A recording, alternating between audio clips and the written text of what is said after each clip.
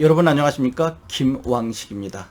지난 시간에 진로 희망 사항에 대해서 설명을 간단하게 해드렸는데 한 분 정도가 전화를 주셨습니다.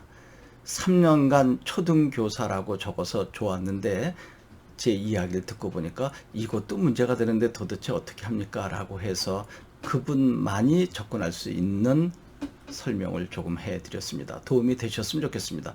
그리고 또 질문 끝에 지난 시간에 제가 흡연 예방 그리고 성폭행 더 나아가서 자살 이러한 것들을 자율활동 시간에 설명을 듣겠죠. 교육을 받고 그러면 그 교육받은 것으로 끝나지 말고 어떻게 예방할 수 있었는지를 봉사활동하는 과정 속에서 실천한 내용을 보여라 라고 했는데 그걸 좀 쓰고 싶다라고 했고요. 특히 코로나 예방교육 매력적인데 이것을 어떻게 녹여냈으면 좋겠습니까? 라고 해서 제가 살짝 귀띔만 해드렸는데 잘 녹여내고 계신지 모르겠습니다.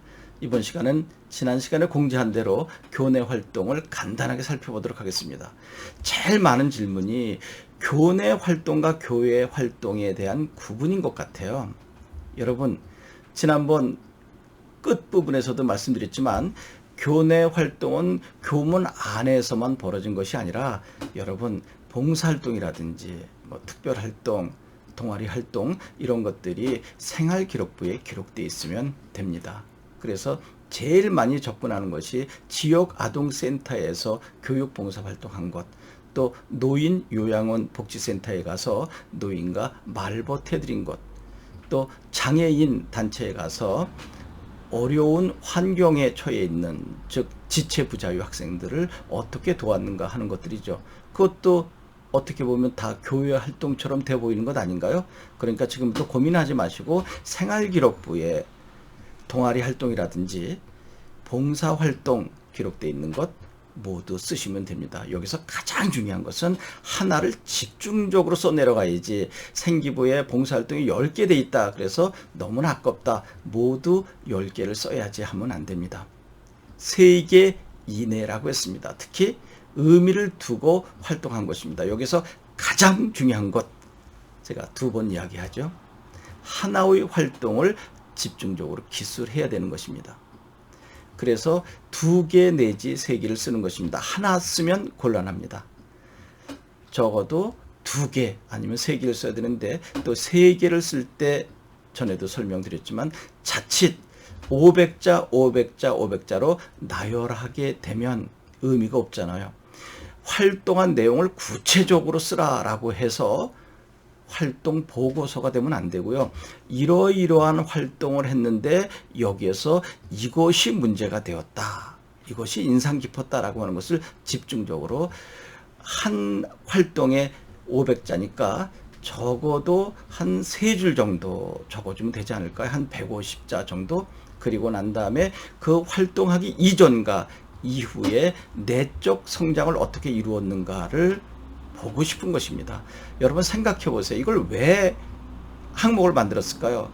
이러한 동아리 활동이라든지 봉사활동, 자율활동을 하기 이전과 이후에 어떠한 변화가 왔는가 하는 거죠.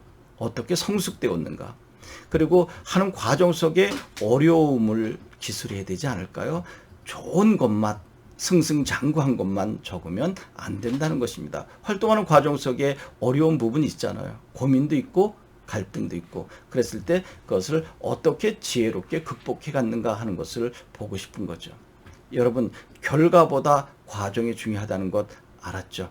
그리고 겸손하게 써달라고 처음에 이렇게 썼으면 좋겠습니다 라고 하는 기본사항 설명할 때 어떻게 이야기했습니까? 내가 동아리의 기장이 돼서 또 총학생회장이 돼서 학급 회장이 돼서 내가 동아리를 창설했다라고 하는데 여러분 그러한 내용들 생기부에 선생님께서 다 적어주지 않으셨나요? 이미 생기부를 바탕으로 자기소개서로 오는 것이기 때문에 채점관께서는 그걸 다 알고 계십니다.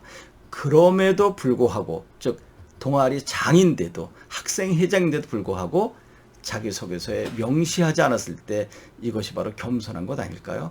이렇게 리더십을 가지고 맨 앞에서 솔선수범했는데도 불구하고 자화자찬하지 않았구나. 참 겸손하네. 그 내용을 채점관은 알고 있으면서 자기소개서에 겸손하게 표현했다면 이것은 인성적인 측면에서 플러스 요인이 되지 않을까 생각합니다. 여러분, 지역아동센터에서 학생을 어떻게 지도했는가, 그 과정이 매우 중요하다고 했고요.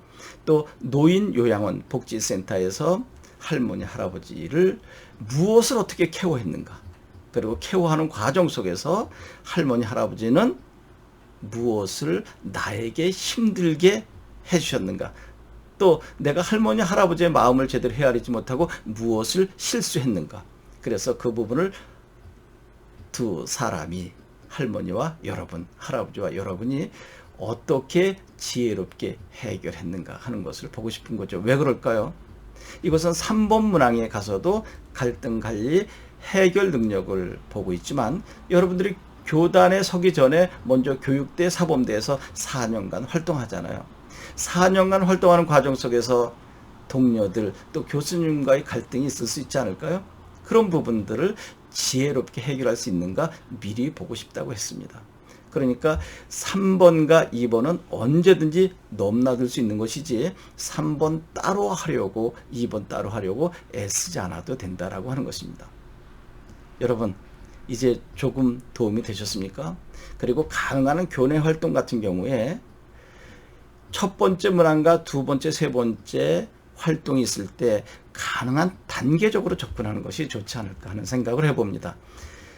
각각 독립적이고 개별적인 활동이 있는 거 알고 있는데, 그래도 이번의 활동을 통해서 이렇게 내적 성장을 이루고, 즉 시행착오를 충분히 겪고 어느 정도 성숙해졌죠. 그것을 바탕으로 전혀 다른 영역이라도 지혜롭게 활동해서 도울 수 있었던 것, 이 정도면 상당히 세련되지 않을까 하는 생각이 듭니다. 이런 것들은 뭐 부족하지만 제가 여러분들에게 제공한 첫 문장의 합격을 좌우하는 자기소개서 책자에 보면 어떻게 A에서 B로 링크되어 갔는지 이런 것도 설명을 해 놓고 있습니다. 여러분, 많이 불안하신가요?